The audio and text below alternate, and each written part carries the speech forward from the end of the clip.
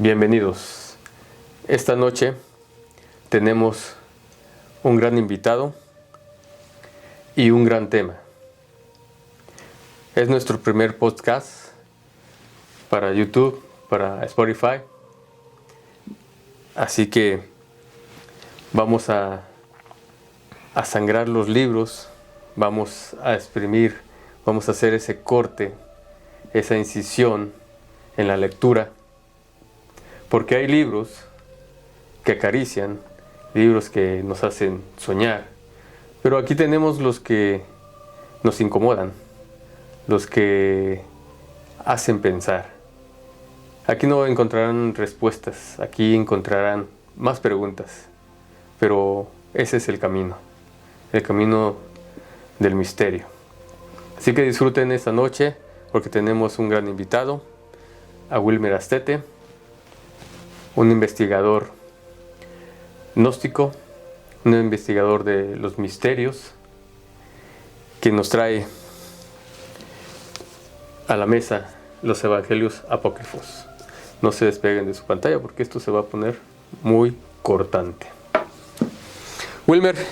Hola, Alberto. Un placer que estés con nosotros nuevamente. Qué gusto. Tú sabes que siempre cuentas conmigo. Muchas gracias. Wilmer es un viejo amigo de aquí de la casa y nos honra su presencia en este primer episodio de La Senda del Cuchillo. Y traemos a la mesa un libro que corta, pero en sí son muchos libros, muchos textos, llamados textos apócrifos. Y para entender un poquito sobre este tema, pues Wilmer nos dará algunas luces para poder encaminarnos a ese sendero, esa senda filosa, esa senda oscura, donde necesitamos ser muy despiertos, muy precavidos para caminar sobre ella. Así que, Wilmer, los textos apócrifos, ¿por qué se les llama de esa forma? Bueno, la palabra apócrifa viene de mucho tiempo. La palabra apócrifa al principio se tomaba como el misterio, como algo que no se ha develado, que guarda un secreto entre voces. Lo usaban mucho para ocultar la búsqueda del hombre para el despertar de esa chispa que llevamos dentro. Porque la palabra, los evangelios gnósticos, viene exactamente de la cultura griega, de la cultura egipcia, porque los griegos a los finales de los egipcios eran parte de eso.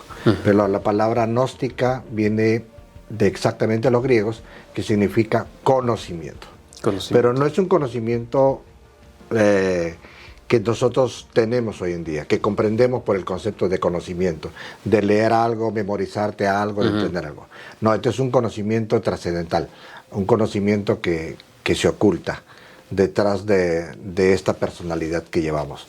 Algo que nos ayuda a buscar el entendimiento de dónde venimos, a dónde vamos, cuál es la finalidad de existir, de ser el principio de la gnosis. Los evangelios apócrifos o los evangelios gnósticos conocidos más o menos se descubren en el año de 1945, cerca de Nahamadi. Unos campesinos buscando, parece que buscaban una cierta tierra para fabricar vasijas. Eran campesinos que no tenían el conocimiento de nada. Eso lo consiguen en 1945 porque en el año de 180, después de la resurrección, pues simplemente los gnósticos eran perseguidos, eran muy perseguidos. Entonces eran quemados, no se aceptaba la doctrina que ellos venían, porque ellos venían a difundir, a enseñar una doctrina del conocimiento de sí mismo, que busques ese hombre que está dentro de ti, que busques esa esencia, ese Dios de que llevas dentro. Mientras la iglesia buscaba establecerlo a través de un seguimiento, que Jesús era el que había venido, el que ha venido, y Él es el que se sacrifica por nosotros, y nosotros tenemos que rendir culto a ellos. Ese es un proceso que ellos entendían para llegar a Dios, a través de la iglesia llegar a Dios, pero sin despertar. Entonces, como no estaba afín a sus conocimientos, como no estaba afín a sus entendimientos, ellos comenzaron a eliminar a eliminar papiros, a eliminar escritos, a eliminar todo eso. Se puede decir entonces que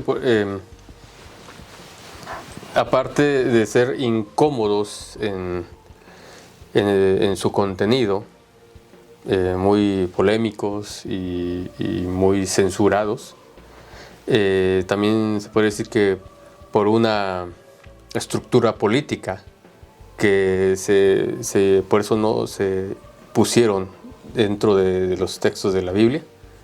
Es exacto. Lo que pasa es que acuérdate que los evangelios se encontraron más de... Esto se empieza con Irineo de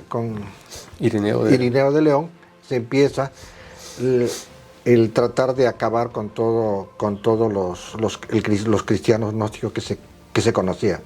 Ellos llegaron a conocer muchos grupos, pero eliminaron sus pergaminos, eliminaron todo. Entonces, así la persecución iba por mucho tiempo. Estamos hablando más o menos del siglo II. Hasta en el siglo III, más o menos, recién es donde Constantino pide unificar a través del Concilio de Nicea. Pide unificar, establecer todo, poner las normas en qué se va a creer. Y para esto se elimina más de 60 evangelios y solamente se toma 4 evangelios que estaban de acuerdo a lo que ellos venían a enseñar. A partir de ahí, entonces, todas las personas que no creían, que no se unían al cristianismo romano, pues eran eliminados, y ahí viene la persecución de los gnósticos, los primeros gnósticos cristianos los quemaban y los llevaban a las hogueras y a los circos y todo aquello. Sí. Es por eso que se conoce por los escritos canónicos. ¿Qué es el canon? El canon específicamente es, en el Concilio de Nicea se ponen bastantes obispos, se reúnen bastantes obispos, y lo que se aceptaba en ese entonces quedaba bajo la orden del canon, nada más. Los demás no se aceptaron. O sea, entonces, no fue nada divino, no. O sea, fue algo muy humano. Muy humano, muy político. Se basaron ellos a que había 4 puntos cardinales, y como había 4 puntos cardinales, solamente se iba a aceptar 4 evangelios. Entonces, era más político. Entra la política a la religión, porque es una forma de manejar a todo el grupo en ese entonces, ¿no? A manejarlos a todos. Entonces no hay una libertad, nada, todos tenían que someterse a lo que ellos decían. Pero como los gnósticos pensaban distintos, pues se fueron entonces contra ellos a eliminarlos, a quemarlos, porque los gnósticos surgieron mucho después de la parte de Jesús, después de que Jesús resucitara, de la resurrección de Jesús, pues los gnósticos crecieron bastante. Mucha gente ya no se unía a las creencias antiguas de los romanos, de los sacrificios, de los dioses y todo, ya no se unía a eso. Solamente era que Jesús vino a dar una enseñanza en el cual el poder está dentro de ti. Y lo dice en algunos evangelios que tiene, algunos evangelios que está escrito, en los 4 evangelios, en uno de ellos dice: buscar a tu Padre que está en secreto, orar a tu Padre que está en secreto, para que cuando estés en público se manifieste. Entonces ahí nos está diciendo que busques dentro de ti, que la religión está dentro de ti. Acuérdate que la palabra religión viene del verbo religare, que quiere decir reunión, que unas esa parte de ti con Dios, que te reúnas tú con Dios. Sí. en cualquier parte. ¿Se podría decir que Jesús fue un revolucionario? ¿El Estado se sentía amenazado con eso? Sí se sentía amenazado, pero nunca encontraron algo como para condenarlo a través de una revolución. No era un revolucionario de que conocemos nosotros que se viene a sublevar a través de una política. Por eso cuando Jesús le preguntan, hay que pagar impuestos, hay que pagar esto, y le dijo, dar a César lo que es de César y a Dios lo que es de Dios. Siempre él se mantuvo. Él es un revolucionario, pero un revolucionario de la conciencia. Es lo que daban a través de sus apóstoles, trataba de enseñar que la gente se tiene que revolucionar por conocer esa chispa. Es gnóstico porque los gnósticos, los griegos, al principio venían con ese conocimiento que la esencia tenía un conocimiento. Veníamos de esa chispa divinal, tenía que aprender a tomar conocimiento. Y enseñaron todos los procesos a través de las grandes escuelas filosóficas. Y Jesús no escapaba de eso. Jesús sabía que, por eso, Cristo es una palabra griega que significa luz. Luz. Luz. Okay. ¿Entiendes? Entonces, es una palabra que viene de esas raíces. Entonces, por eso que Jesús no lo aceptaban los judíos. Porque Jesús... él no venía como una persona que decía, tienen que creer en mí. No, ellos decían, tienen que revolucionarse. Y vamos a encontrar muchas parábolas donde nosotros no entendemos. Tratamos de entender, pero no lo entendemos. Entonces, esos evangelios, aparte que nos han inculcado cómo seguirlo, pues simplemente tiene misterios que si tú te preguntas, tienes que tener un conocimiento diferente para entenderlos. Ahora, aparte, los conocimientos o los evangelios apócrifos que se quemaron estaban más complicados para entenderlos todavía. Uy. Entonces, por eso ellos no estaban a su altura, no estaban a su alcance y terminaron quemando, persiguiéndolos, matándolos, porque no les convenía manejar todo aquello. Entonces, estamos hablando de la iglesia primitiva. Del cristianismo primitivo, o porque antes entonces no existía el cristianismo. Estaba bajo otro nombre. Acuérdate que, por ejemplo, tenemos en la cultura egipcia, tenemos Osiris, tenemos el osirificado, es el mismo que viene como el Cristo, es lo mismo, porque tiene el mismo procedimiento. Nace en la misma fecha, viene de una madre virgen, es el procedimiento. El Cristo no pertenece a una persona. El Cristo es una emanación que nace dentro de un acontecimiento. Aparte, el acontecimiento es el proceso de lo que tú has empezado. La esencia tiene que aprender. La esencia esa chispa, que esa esencia tiene que tomar conocimiento de dónde está, de qué es. Y llegar a la cristificación.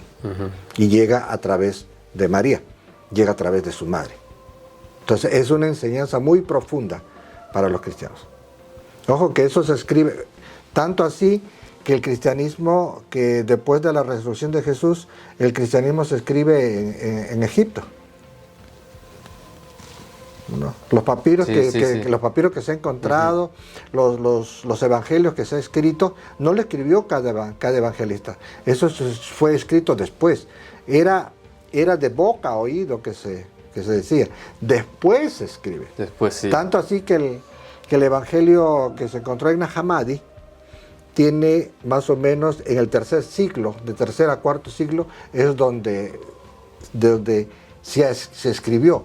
Porque eso es lo que a través del carbono 14, eso es lo que se comprueba, que fue escrito después, no fue escrito en el tiempo de Jesús en su tiempo. Pero sí se divulgaba, ¿no? Se divulgaba el evangelio a través de sus 12 apóstoles. Pero se sabía que Jesús tenía más de 70 discípulos. 12 apóstoles. Pero más de 70 discípulos, el cual se difundía. Hubo gran difusión, hubo mucha difusión. Entonces, Eso es el evangelio. Se dice evangelio, se dice evangelio primitivo, porque es el inicio del evangelio. Es el inicio. Es el inicio. ¿Ves? Que Entonces cuando se encuentran estos evangelios, se estudia estos evangelios, pues se da con la gran sorpresa de que hay muchas cosas que las personas no lo entendemos, que está fuera de lo que nos han enseñado. Mira, tenemos cuántos siglos que la iglesia nos viene enseñando lo mismo. Hay que ir a la iglesia, hay que rezar, ¿no? Si tú te preguntas, no te preguntes, que eso es un pecado, ¿no? Los que crecieron dentro de esta iglesia que maneja gran parte del... Después tenemos las iglesias protestantes, tenemos muchas iglesias en el cual también nos va a enseñar casi lo mismo, ¿no? tenemos en la Biblia, digámoslo de esa forma, que es la versión oficial del canon, buscamos respuestas. En los evangelios apócrifos, los evangelios gnósticos, buscamos o nos da más preguntas que respuestas. Porque he leído varios, como el Piscis Sofía, el Evangelio de Judas, el Evangelio de María Magdalena. Uno se empieza a formar más preguntas que respuestas.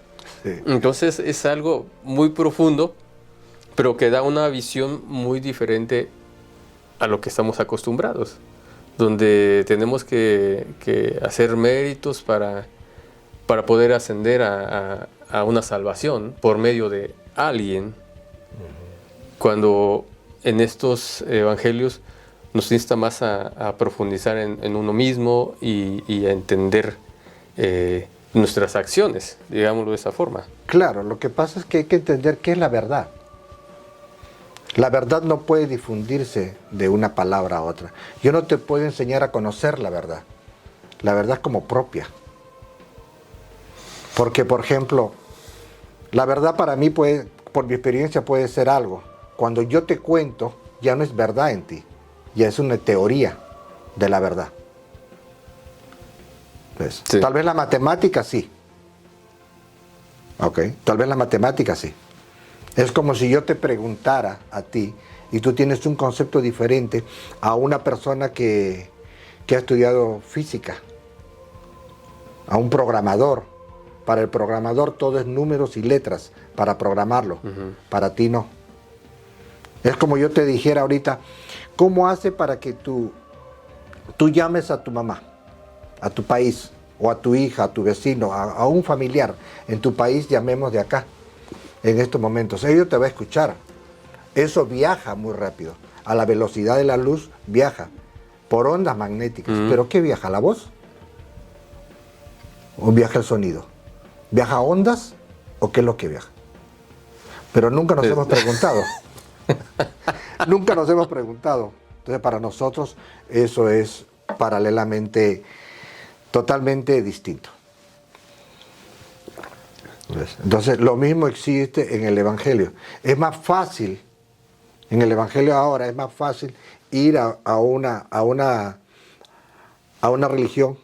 Es más fácil ir a una iglesia, creer en algo, pensar que ya Jesús dio la vida por nosotros. Nosotros solamente tenemos que ser buenas personas y morirnos. Pero los gnósticos no pensaban así. Para los gnósticos tú tienes una chispa divina. Esa chispa tiene que tomar conciencia. Se le conocía como esencia. A través de múltiples, es lo que decían, a través de múltiples encarnaciones, a través de múltiples experiencias, esa esencia se formaba en un Buddhata. Y ese Buddhata aprendía a tener conciencia de sí misma. Teniendo conciencia de sí mismo podía contar y expresar todo. A través de muchas encarnaciones. Pero si la esencia no aprendió, solo aprendimos por la personalidad de nosotros. La personalidad no regresa. La personalidad es del tiempo. Se crea en el tiempo y desaparece en el tiempo. Nunca una personalidad va a venir. Es como la personalidad de Julio César. Murió y ya no volvió a venir. Porque si volviera la personalidad, Julio César quería vestirse como Julio César hoy en día. No entendería qué pasó con todo su dinero que tuvo. o con todo el imperio que tuvo, no entendería. Por eso la personalidad es del tiempo. La esencia aprende a través de la personalidad. Y es así, Alberto, que la esencia va tomando experiencia hasta que la esencia ya forme gran parte de esa humanidad despierta. Y esa humanidad despierta, pues se forman serafines, potestades, dioses, cristificados.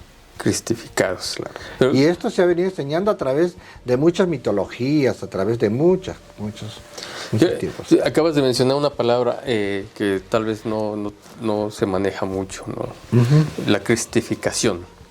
¿Qué es? Porque pues yo puedo entenderla un poco, pero puedes ampliarnos la idea. Es muy largo de explicar, pero te lo voy a tratar de resumir. La esencia va tomando, ya la esencia toma posición de todo este cuerpo. Ahora la esencia ya no tiene ha viajado, cuentan los griegos que ha viajado desde muy lejos la esencia para tomar conciencia de todo esto. Al tratar de tomar conciencia tiene que tratar de formar también cuerpos existenciales. Esos cuerpos existenciales hacen que la esencia crezca más. Como creas un cuerpo, una personalidad en este cuerpo físico, esa esencia tiene que tomar también personalidades en otros cuerpos existenciales. Eso es lo que cuenta la cultura griega, los gnósticos, eso es lo que nos cuentan. Entonces, en la formación de todo esto, después de haber formado muchos cuerpos, se tiene que cristificar, se tiene que purificar. ¿Cómo se purifica? A través de la eliminación de los agregados psíquicos. ¿Qué quiere decir? La psiquis es el alma, de acuerdo a los griegos. Y los agregados es algo que no pertenece al alma. Ya, son como Entonces tendríamos que eliminar esos agregados para ir cristificando todo. Por eso Jesús decía, nadie va a hacer el trabajo por ti. Uno mismo lo tiene que hacer. Es por eso es que son tan peligrosos para la iglesia estos textos. Claro, porque nosotros nos fascinamos con el mundo. Los políticos, la gente se fascina con el mundo. Piensa que los va... ¿Cuánta gente construye una casa pensando que va a vivir toda su vida? Cierto. Y no vamos a vivir toda la vida. Atenas se construyó los grandes palacios. Se construyó los grandes muros. Pensando que se iba a ser la ciudad del mundo, pero se destruyó. Alejandría también se quemó. No somos eternos, no nos va a durar todo eternamente. Estamos de paso por esto. Con eso no digo que no hay que hacerlo sí, pero no nos identifiquemos. Construyamos dentro de nosotros el alma. Y acá viene la pregunta, como decía antiguamente, no tenemos alma, somos desalmados. Sí, escucho, es un desalmado. Claro, porque la esencia es espíritu. Y ese espíritu tiene que construir alma. Y esa alma tiene, como decía Jesús, las vestiduras para una boda. Como las bodas de Caná necesitaban las vestiduras, porque aquel que no tenga vestiduras no entrará al reino de los cielos. Mira, hay algo muy importante que acabas de mencionar ahí y que uno lo puede leer en la Biblia y puede irse en un texto literal y superficial, ¿no? Que nos habla de impedimentos, de muchas cosas, ¿no? Que uno pudiera sentir que bueno, si no haces esto, pues te puedes ir al infierno, si no... Pero es algo más profundo todavía que eso. Claro. Lo acaba de decir. Todo esto es lo que encontramos en los evangelios apócrifos. Los evangelios apócrifos, habían dos clases de difundir. Cuando vas a ver en la parte de los evangelios, cuando creo que es en Juan, cuenta y dice, maestro, dice, ¿por qué a nosotros nos hablas? ¿Por qué a nosotros nos enseñas y nos hablas cómo es el reino de los cielos, mientras a las personas les enseñas en parábolas? Dice, porque aquí hay entendimiento. Quiere decir que Jesús había dos formas de enseñar. Los evangelios apócrifos era una forma directa. Cuando tú lees, vas a encontrar cosas que te va a sorprender. para el conocimiento que nos venían enseñando, no está igual, es diferente, totalmente distinto. Entonces de eso se trata los evangelios. Son dos formas de llegar. Era lo que enseñaban a los apóstoles y otra cosa lo que enseñaban a la gente. ¿Por qué en dos formas? ¿Por egoísmo? No, porque la gente no entiende, no quiere. Hoy en día nosotros nos vamos a cualquier parte, Nueva York o a París, a donde sea, nos vamos a hablar de esto. La gente está en su mundo. Nadie te va a hacer caso. Nadie le interesa nada esto. Sí. ¿Qué vamos a formar? ¿Qué parte de la esencia? ¿Qué es eso? No quiero saber nada de eso. Lo que quiero es vivir. Y esa es la gran humanidad.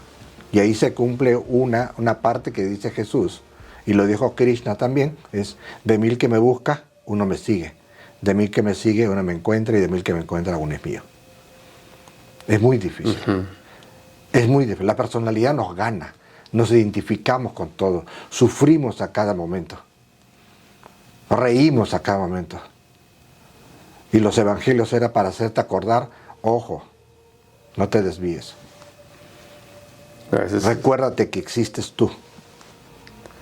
Para mí hay partes que no se va a entender en el evangelio. Dice una parte del evangelio, dice: maestro, murió mi madre. Le dice un discípulo, un muchacho, deja que lo entierre mi madre, vengo y lo sigo. Y le dice: dejad que los muertos entierren a sus muertos. Carga tu cruz y sígueme. Nunca dijo carga mi cruz, carga tu cruz y sígueme. Mira, qué profundo, pero la gente no lo vamos a entender. Nosotros no queremos cargar ninguna cruz. Nosotros nos basta que nos bauticen, nos basta que vamos a una religión, creemos en algo, ¿no?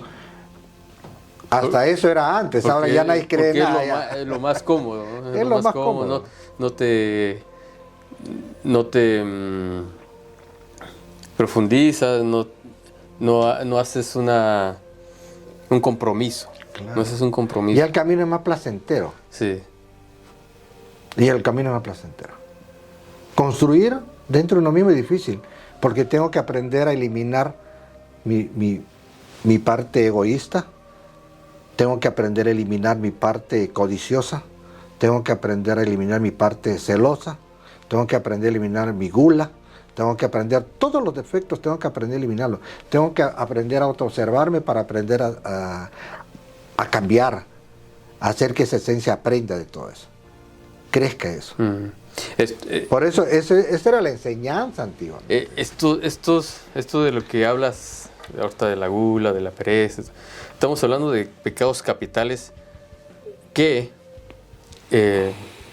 bien recuerdo en uno de los textos que dice que el Maestro Jesús sacó 7 demonios, ¿no? 7 de María Magdalena.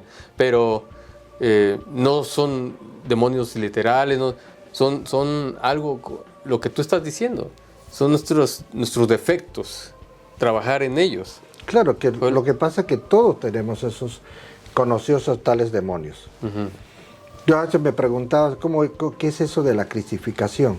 Para llegar a la cristificación tendrías que eliminar esos defectos, porque nadie llega impuro donde un lugar está puro. Sí.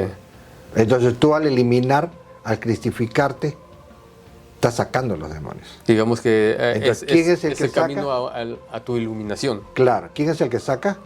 Uno con el trabajo, pero es el Cristo el que saca. Sí. ¿Te das cuenta? Hay enseñanzas, pero tan profundas, tan en parábolas. Ojo, tan en parábolas. Es como para los griegos, todo era mitología. ¿Tú crees que Zeus andaba poseyendo a cuanta mujer se le presentara para engendrar hijos? Como se presenta, es un padre desnaturalizado. Sí. Pero en cada historia hay un misterio. Cada hijo es una cristificación. La palabra Zeus significaba luz. Se perdió eso. Hoy en día todo el mundo se burla hasta de la palabra Zeus. Todo el mundo, hasta sus perros le ponen Zeus. Sí. Yo tengo se ha perdido. Tengo una familia que se llama Zeus, ¿no? Ya ves. Bueno, en personas, no, yo tengo un nieto que se llama Zeus. Ah, sí. Ah, sí, yo tengo un nieto que se llama Zeus. Pero en persona queda bien, ¿no? En persona está bien, yo creo, pero ya como denigrar la fuerza, porque es una fuerza. Cuando yo llego a la noche y me arrodillo, digo, oh Dios mío, y la palabra Dios más adelante se va a denigrar, entonces ya no tiene fuerza.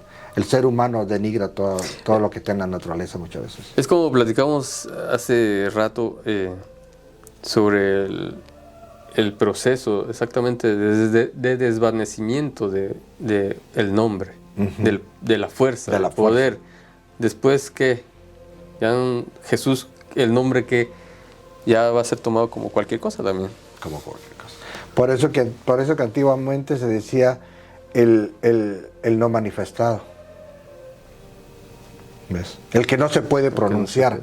Y no porque por temor a que hubiera un castigo, sino porque es cómo pronuncias, cómo encapsulas a ese todo en una cosa. Exacto. Es que no se puede, todo, no puedes llevar a todo el mundo a unir a uno solo. Todos venimos de ahí. Ese es el manifestado. Existe la parte manifestada, el Elohim, la parte manifestada, la creación, es el Elohim, todo de parte del Elohim. Pero el Elohim también viene del A Elohim, lo que no se conoce, del inmanifestado, pero donde todo viene. Se conoce el Padre, Madre, ¿no? Pero lo más profundo de eso no se conoce. Es esa parte donde dice el Maestro Jesús a Judas, hablando de la región de Barbelo. Exacto. Cuando en una de las partes, en una de las partes de los pergaminos que se encuentra de Judas, ahí vemos que ahí hay una parte interesante, porque Jesús va caminando y se estaba celebrando las Pascuas en ese entonces se encuentra a sus discípulos ahí rezando, dando gracias a Dios, y Jesús le dice, ¿qué hacen? Y le dice, estamos dando gracias a Dios por la alimentación y por todo. Y Jesús se ríe y dice la escritura del Evangelio Apócrifo que se ríe a carcajadas. Y le dice, no me río de ustedes, me río por el Dios que han creado ustedes. Le dice, pero si nuestro Dios es tu Padre. Y le dijo, ¿y quién de ustedes me conoce? Ni ustedes ni las generaciones que vienen hacia adelante me conocerán. O acá hay alguien que me conozca, que puede decir quién soy, de dónde vengo, o quién es mi Padre. Y ahí es donde se para Jesús, lo mira al suelo y le dice, yo sé quién eres. Yo sé quién te ha enviado, pero no puedo pronunciar su nombre. Y yo sé que vienes del lugar del Aeón de Barbelos. El Aeón de Barbelos era la madre, el principio de todo donde se creó. Entonces, él ya había llegado a un estado muy alto. Entonces le dijo, apártate de todos ellos, que yo te llevaré y te enseñaré los misterios de este plano y de planos superiores. Imagínate, y se lo lleva abrazado y le comienza a enseñar. Para que Judas entienda esto, y para que los demás apóstoles lo entiendan, porque Judas ya había pasado de esto. Es lo que yo te hablaba, de que la esencia tiene que aprender. La esencia tiene que pasar por todos esos estados. Llegar a la esencia, ya no como esencia, sino llegar a esa esencia que toma conocimiento, que toma esa gnosis, que absorba esa gnosis y que tenga conciencia de todo lo que existe. No existe solamente el planeta Tierra. Ahora con sus descubrimientos existe mucho más. ¿Ves? Que estamos aislados tal vez. pero que tenemos que la esencia tiene que aprender todo eso. O sea, Judas era una persona despierta en cierta forma, porque el saber esto significaba que tenía su proceso adelantado, más que los discípulos, porque ¿de qué forma le hubiera dicho a Jesús estas palabras? Es muy profundo. Sí, es muy profundo, claro. Es muy profundo porque fíjate que ahorita le hagamos un experimento nosotros. Salgamos a un mall. Y tú dile a una persona, ven, sígueme, que vamos a ser pescadores de hombres. ¿Cuántos nos seguirían o nos tomarían como locos?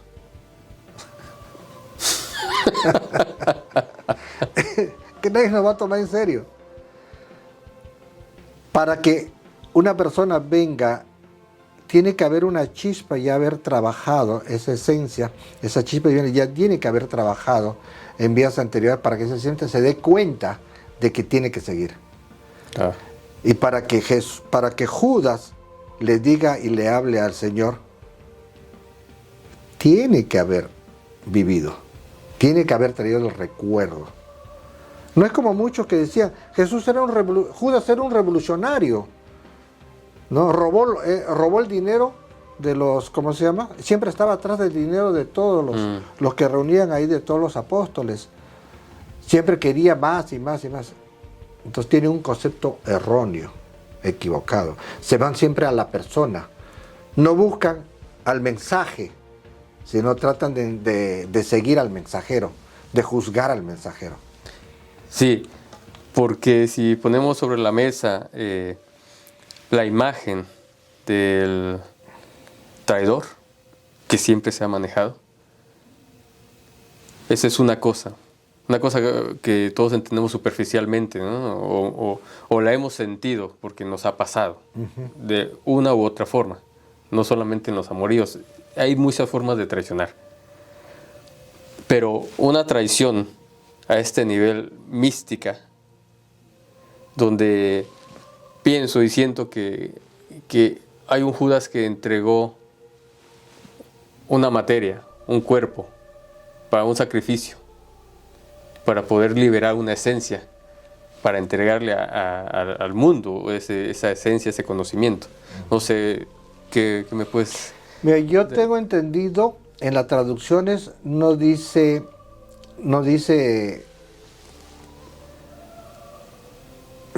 esa parte que traición. No, ese es el concepto que nos sembraron. Sí. No dice traición, dice entregar. Judas entrega a Jesús. Dentro de los misterios esotéricos está Judas, Caifás y Pilatos, los tres traidores de Jesús. Y esos tres traidores los llevamos dentro de nosotros. Eso es lo que nos hace cometer a nosotros de traicionar al Cristo. Pero para que se cumpla que Jesús tiene que resucitar y tiene que ser crucificado, y para que se cumpla el drama cósmico, uno de ellos tenía que entregar. Y ninguno de los discípulos estaba calificado tanto como Judas para entregarlo. Y ni querían entregarlo tampoco. Y tanto así que Jesús le dice, Judas, haz lo que tengas que hacer. Y muchos creen que después Judas se mató. Es lo que se cuenta, lo que se dice, porque no hay nada escrito, es lo que se dice. Pero Irineo de León se encontró con una religión de Judas, con una secta de Judas, que hablaban de Judas, que enseñaban, y que entrar a eso, a esa parte, a esa religión, no era religión, era como una secta. Entrar a esa secta de Judas era difícil, porque te enseñaban a morir. Porque tiene que morir, el Judas tiene que morir. Por eso que cuenta la historia que Jesús se ahorca ¿Y con qué se ahorca? Con su lazo, con su cinturón que llevaba en su túnica. Pero no era una muerte física, sino es Una psicológica. Se escribe para enseñar. Ujú.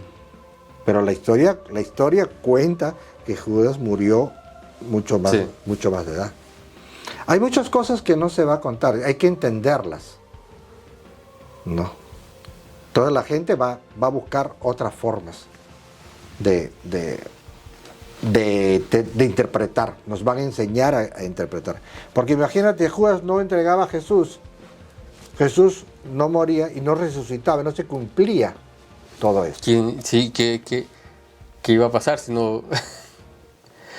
Pero tocaste un tema muy interesante que yo creo que deberíamos de compartirlo. Háblanos de estos 3 traidores, porque obviamente todo lo que estamos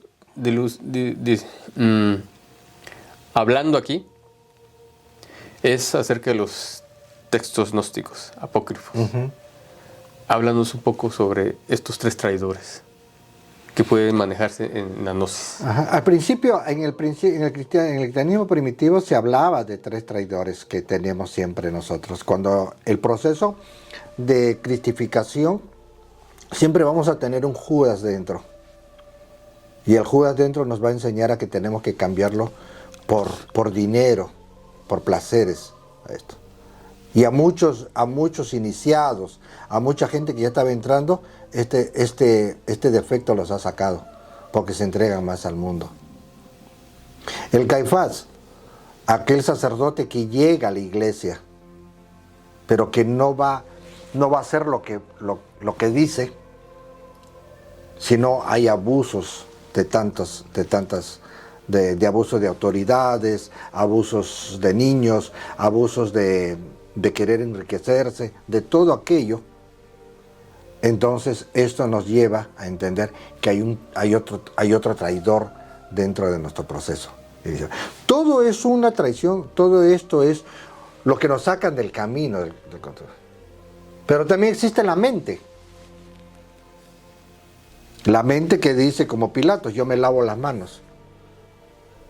Y en el proceso decía, no, yo no sé, yo no sabía, pero sí sabemos lo que hemos hecho. Yo estaba recibiendo órdenes. Yo estaba recibiendo órdenes, exacto, pero lo cometimos. Nos lavamos la mano como Pilatos. Entonces, esto se enseñaba, ahora te lo planteo desde el punto de vista para entender acá. Uh-huh. Pero antiguamente, en el principio del cristianismo, se enseñaba esto, y esto se trataba de plasmar cómo el Judas fue traicionado así.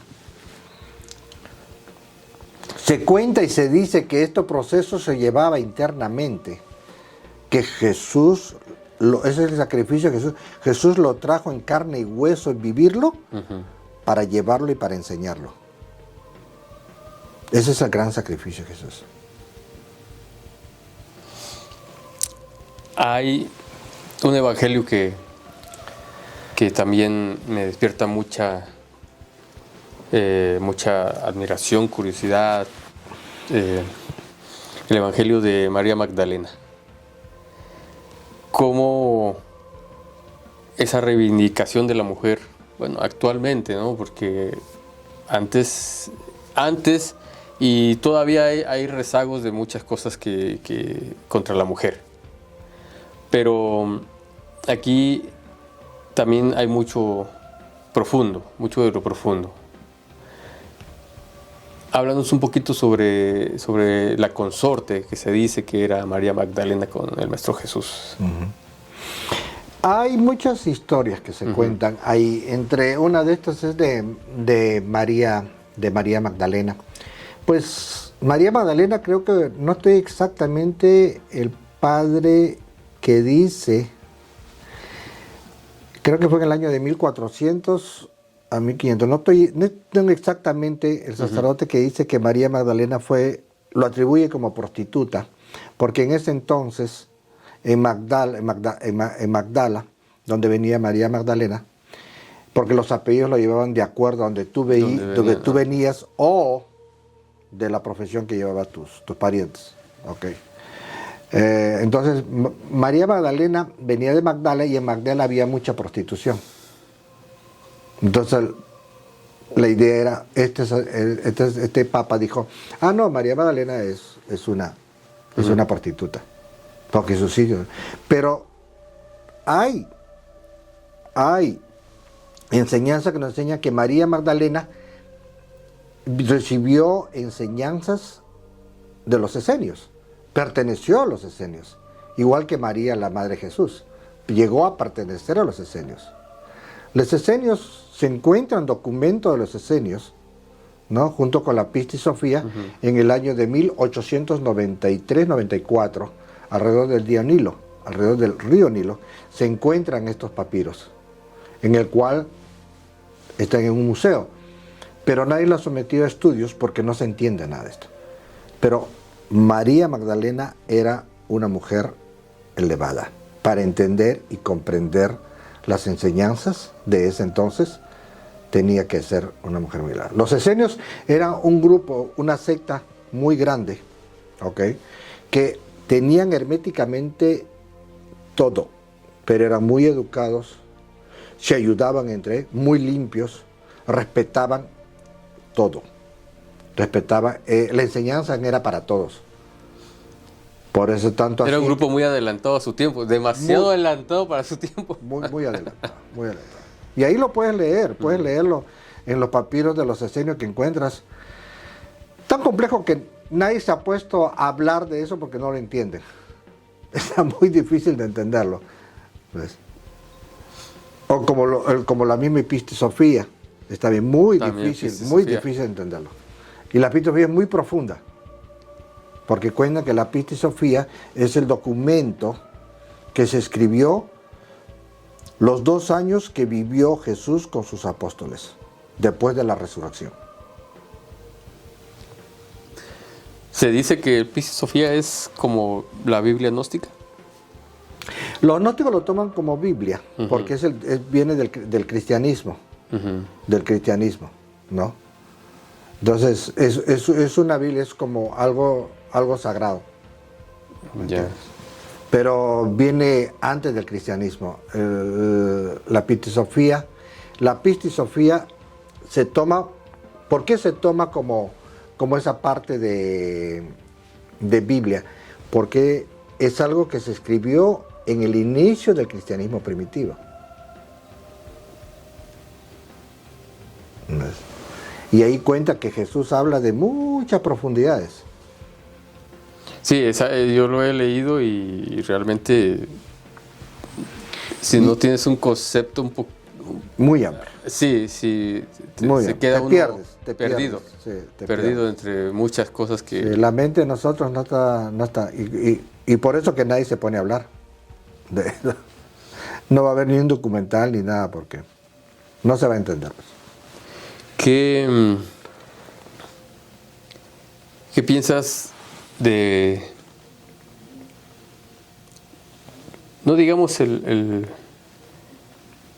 futuro, digamos, hacia qué rumbo podrían ir los evangelios gnósticos en esta actualidad?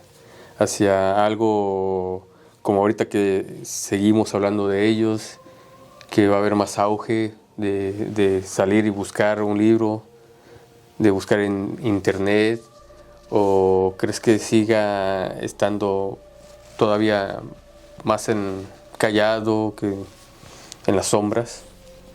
No, yo creo que el descubrimiento en Nag Hammadi es una constancia de que existieron los apóstoles, que existió Jesús y lo que se dijo. Pero es muy difícil que la gente entienda todo esto. La gente vivimos más aferrados al mundo. Si antes había un concepto, de buscar esa esencia dentro de nosotros, hoy en día no hay ni eso siquiera. No creo, yo creo que se va a quedar allá en los archivos. En los archivos ahí en el museo de exhibición de que existió Jesús y sus discípulos. Pero más no creo que llegue, porque la gente no nos interesa. No nos interesa, a la gente le interesa más Disculpa que sea un poco duro, un poco brusco, pero a la gente más nos interesa es vivir de todo esto. Tenemos un concepto, hablamos con miedo de las religiones. Sí. Y si siempre tenemos miedo a que tomen un concepto negativo de nosotros a cuanto a las religiones. ¿Cuál es tu concepto de las religiones? ¿Crees que son necesarias o ya están por demás? ¿Qué en estos momentos? No, yo creo que toda religión es importante para el hombre, porque hay muchas religiones que han cambiado muchas vidas, ¿no? Han cambiado muchos conceptos de las personas. El problema es de quiénes lo llevan muchas veces, quiénes manejan estas religiones. El concepto es de que hay las personas que se olvidan de esto y es más fácil comprar un cielo, es más fácil comprar un lugar en el paraíso que nosotros crear dentro de nosotros, despertar dentro de nosotros. Entonces, muchas cabezas de las religiones se identifican con esto y sacan provecho de todo esto. Sí. Entonces, de eso sí, pero las religiones son muchos. Las religiones han salido. Yo conozco mucha gente que ha sido salvada por la religión. Si no, estaría en las calles tomando, viviendo una mala vida, todo. Ahora, el cristianismo, desde el punto de vista gnóstico, es mucho más profundo. Es la búsqueda de uno mismo. Es la construcción del alma. La construcción es mucho más, te enseña muchas cosas. La construcción del alma, no cómo se maneja la salvación del alma. No, es la construcción. Sí, es algo muy diferente. Claro, porque no tenemos alma. Uh-huh. Como decía mi mamá, somos unos desalmados. No tenemos, somos espíritu. Ajá. Entonces hay que ir construyendo. Hay que construir. Lamentablemente el camino de lo que te enseña los evangelios primitivos es ese camino. Es duro. Exactamente lo que te iba a decir. Es duro. Porque hay que tener mucho compromiso, claro, realmente. Porque no vas a luchar contra el mundo, vas a luchar contra tu mundo, contra tus ideas, vas a luchar contra tus egoísmos, vas a luchar con ese carácter que tenemos. Pues ya cuando estamos con cólera, con ira, no podemos luchar contra eso. Nos identificamos rápidamente. Entonces los primitivos enseñaban a que uno tiene que aprender a luchar. El cristianismo te enseña eso. Ganar las batallas. Y te enseña muchas cosas más profundas también. ¿Crees que en la Biblia hay partes muy rescatables, profundas, que son afines con los escritos gnósticos? Entonces, como te explicaba, la Biblia se divide en dos partes, el Antiguo Testamento y el Nuevo Testamento. El Nuevo Testamento se añade después porque, o mejor dicho, el Nuevo Testamento se lleva después del Evangelio después de la reunión de Constantino, que organiza del Concilio de Nicea. Uh-huh. Entonces se unen los 4 evangelios, se estudian los 4 evangelios y después se descubre el Antiguo Testamento, que es una traducción de la Torá. Oh, ok. Después se descubre que claro, eso se descubre después. Okay. Porque esta traducción era solamente estaba traducido en, ¿cómo se llama? No existía en otro idioma. Los hebreos lo tenían en su idioma. Uh-huh. En el Torá parece que era. Lo tenían en su idioma. Entonces, el Torá lo van a traducir en la época de ¿cómo se llama? De Alejandría. En Alejandría, cuando se forma Alejandría, ahí lo que van a traducir la Biblia. Uh-huh. Del hebreo lo van a traducir al griego. Pero en esa época nadie le daba importancia. Entonces cuando se quema Alejandría, desaparece Alejandría, esta Biblia se pierde. Y después la Biblia se vuelve a encontrar y después se añade. Okay. Pero son los 5 primeros libros del Torá. Entonces después se añade. Entonces, si eso hay similitud con el cristianismo, hay similitudes. Desde que tú lees Génesis, la gente se deja de entender. Hay muchas cosas. Te podría contar algunas cosas, pero tomaría mucho tiempo.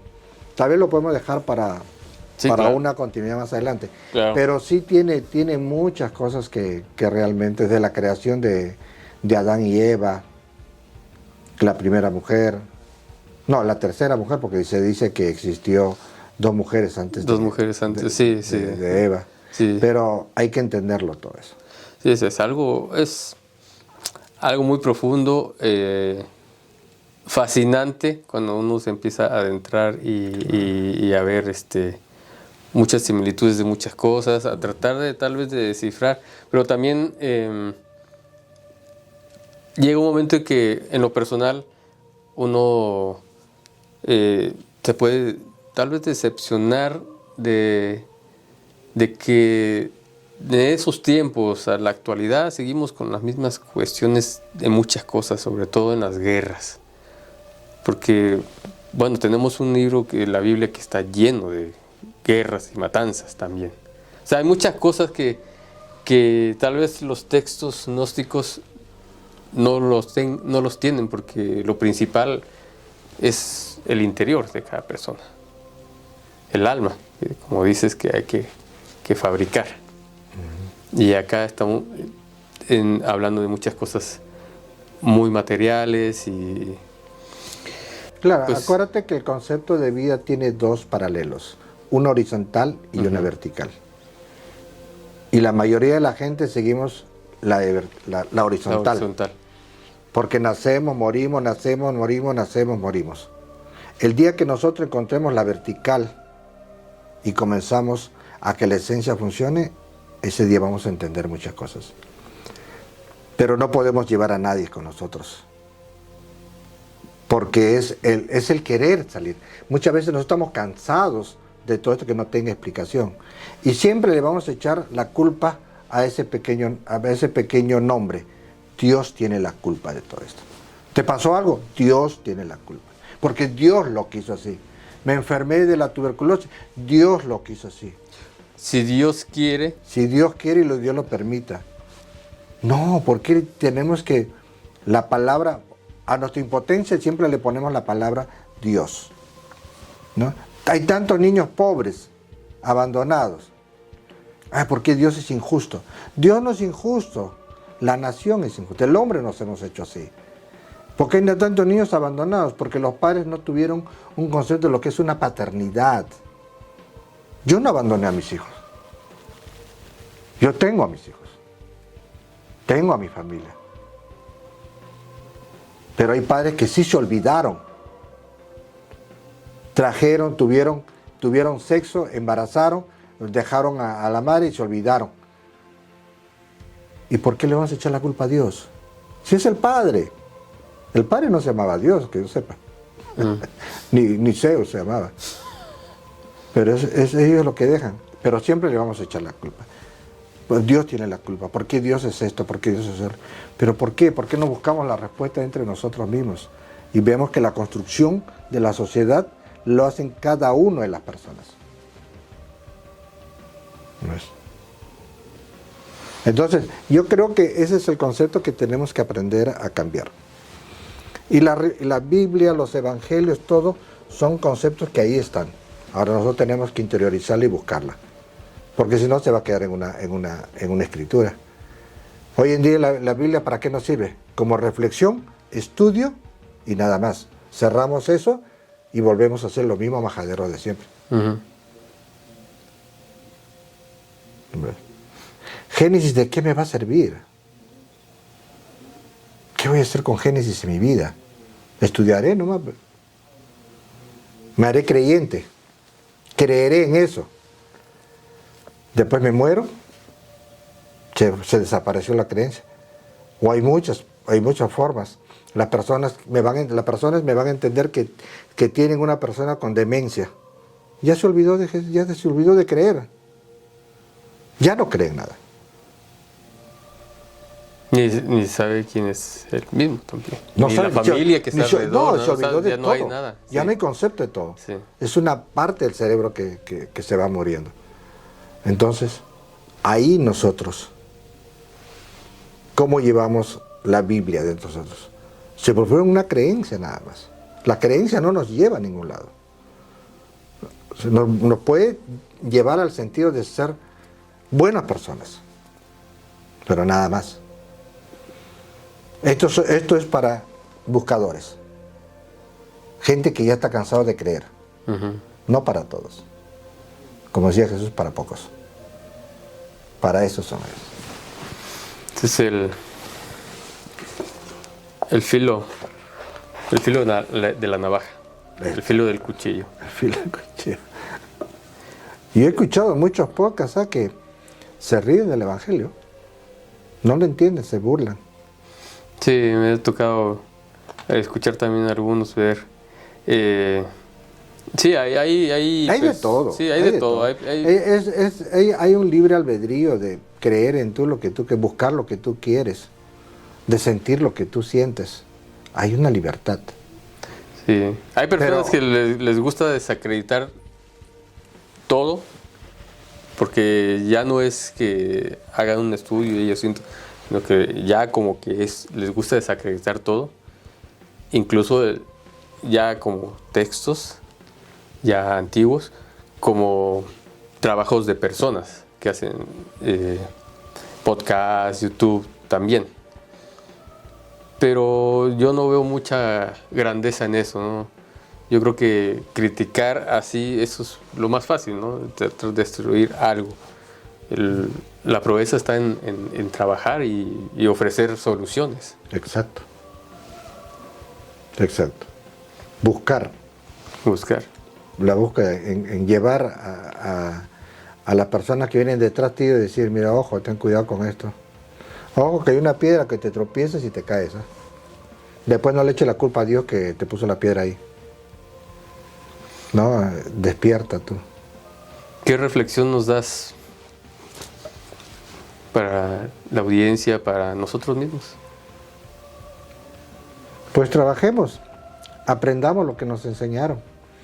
Trabajemos sobre nosotros mismos, busquemos, oremos en nosotros mismos.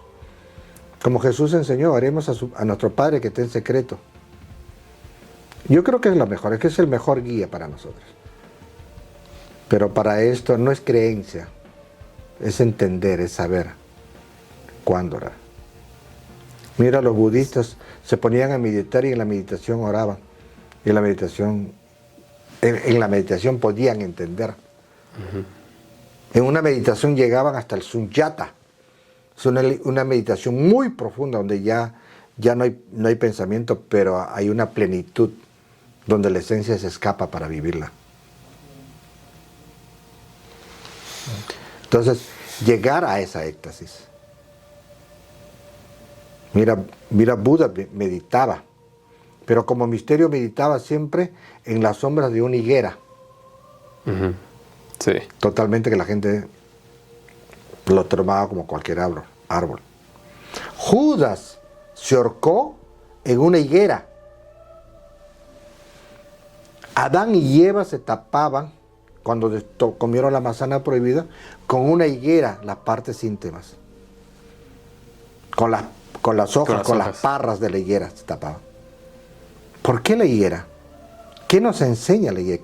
¿Qué misterio hay? ¿Qué nos quieren decir en la higuera? Exactamente. Hay muchas cosas que las tenemos enfrente, pero no lo vemos. No lo vemos. Entonces, a eso viene la reflexión. Orar, pedir entendimiento. Para entender. Así como David oraba y pedía a su padre que le enseñara, tenía que tuviera conocimiento de todo, pidamos así nosotros también. Oremos. Miremos. Pues, bueno, esta es la recomendación de Wilmer Astete, investigador, conocedor de los misterios gnósticos. y su servidor Alberto Acosta.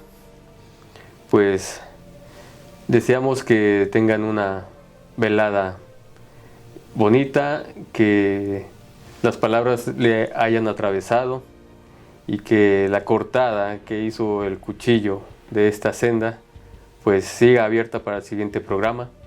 Y recuerden que aquí no van a encontrar respuestas, se van a llevar más preguntas, pero son preguntas que les van a ayudar, nos van a ayudar a profundizar en los misterios de la vida, porque solamente transitándola es como podemos vivir y existir en ella. Así que nos vemos para la siguiente. Gracias, bueno. Alberto, gracias. Recuerden, están en la senda del cuchillo.